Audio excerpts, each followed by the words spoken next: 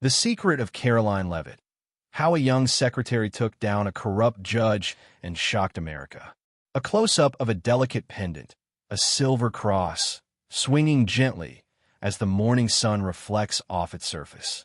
The camera slowly pulls back to reveal Caroline Levit, dressed in an impeccable suit, walking through the busy corridors of the White House. She exudes confidence and determination, but there is a stillness in her eyes, a gleam that suggests a deep and unshakable faith. Caroline is in her office, an oasis of calm amid the chaos of the press room. She types furiously on her laptop, responding to emails and preparing statements. Her phone rings, a shrill ring that cuts through the air. She answers it, and Donald Trump's voice echoes urgently, ordering her to go to Boston to observe a case in a local court where worshipers are being prevented from practicing their faith. Caroline, puzzled, questions his jurisdiction, but Trump insists, emphasizing the importance of religious freedom. The call ends abruptly, leaving Caroline in a whirlwind of emotions. She picks up her pendant, squeezing it between her fingers, a look of determination lighting up her eyes. She knows that this seemingly simple mission will test her faith and principles in ways she never imagined. Caroline arrives at the Boston courthouse, an old, imposing building with an air of solemnity and formality. She introduces herself to Mrs. Eleanor Davies, the court clerk, who greets her with a curious and wary look. The courtroom is full, with a group of visibly upset churchgoers sitting in the front row. Judge Samuel Richter, a stern and authoritative-looking man, is presiding over the case. He appears impatient and irritable, frequently interrupting the churchgoers' attorneys. Caroline notes the irregularities in the handling of the cases.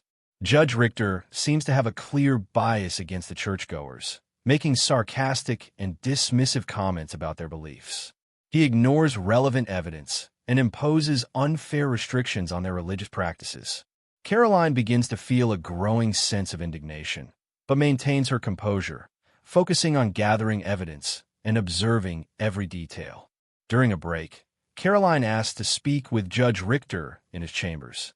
She expresses her concerns about the handling of the cases, citing relevant laws and precedents. Judge Richter interrupts her, dismissing her concerns with a dismissive gesture, stating that he does not tolerate public displays of religion in his courtroom. Caroline is shocked by the judge's bluntness. She realizes that he is not only applying the law unfairly, but also imposing his own personal beliefs on others. She decides that she cannot remain silent. Back in the courtroom, Caroline begins recording the hearings with her cell phone, discreetly hiding it. She records the judge's biased comments, unfair decisions, and abusive behavior. She also speaks with Mrs. Eleanor Davies and Mr. Thomas O'Malley, the court clerk, who witnessed the judge's bias and agreed to help her. The trial continues, and the tension in the courtroom is palpable. Caroline, sitting in the front row, watches Judge Richter's every move. She knows she must act quickly before he causes more harm. When Judge Richter abruptly cuts off a witness testimony, denying her the right to express her religious beliefs, Caroline stands up and protests. She begins citing laws and precedents that Judge Richter has ignored, exposing his inconsistencies and biases. She shows the recording she made, revealing the judge's prejudiced comments and abusive behavior. The courtroom falls silent, shocked by Caroline's audacity. She continues to expose the judge's bias, citing instances in which he discriminated against other religions and minorities. She shows how he twisted the law to serve his own interests, ignoring evidence and testimony that did not fit his worldview. Ms. Eleanor Davies and Mr. Thomas O'Malley rise to support Caroline, confirming her accusations. Ms. Davies presents documents proving that Judge Richter manipulated records and ignored evidence. Mr. O'Malley describes the judge's abusive behavior, testifying how he intimidated witnesses and attorneys. Social media begins to amplify the case. Caroline's recordings are shared online, and the hashtag Justice for the Faithful goes viral. Protesters gather outside the courthouse, demanding Judge Richter's resignation. Public pressure mounts, and the case gains national attention. Caroline returns to the White House, where she is welcomed as a hero. President Trump praises her courage and determination, promising to use his power to ensure justice is served. Caroline feels relieved and grateful, but also exhausted. She knows the fight is just beginning. She has used her legal knowledge, her faith, and the power of social media to expose the truth, but there is still much work to be done to reform the justice system and ensure religious freedom for all. The courtroom is full again, but the atmosphere is different. Judge Richter is not present. In his place, an interim judge presides over the court, a fair and impartial man.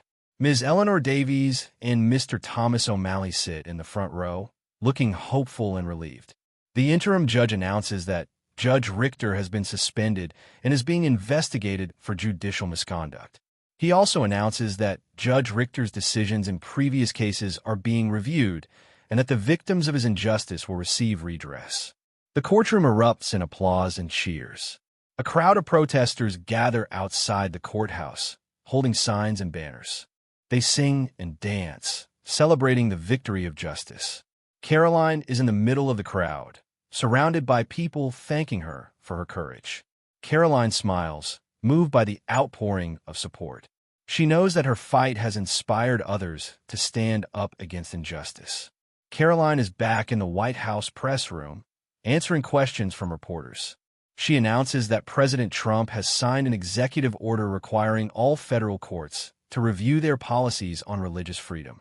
The order also establishes a committee to monitor the implementation of the new policies and ensure that religious rights are protected. A montage of scenes shows the impact of Caroline's action. We see people of different faiths coming together to celebrate religious freedom. We see courts across the country reviewing their policies and releasing people who have been wrongfully imprisoned. We see protesters marching through the streets, demanding justice and equality. Caroline is alone in her office, looking out the window at the city lights. She picks up her pendant, squeezing it between her fingers. She is grateful to have had the opportunity to make a difference. The camera zooms out from the White House, showing the bright lights of the city. Caroline's voice echoes through the night, reminding us that justice is not always easy, but it is worth fighting for. She encourages the audience to join the fight for a more just and compassionate world by subscribing to the channel and sharing the message. The screen slowly fades to black, leaving only the final message. Justice is the force that unites us. Join our fight. And so, our story finds a pause, but the fight continues in each of us.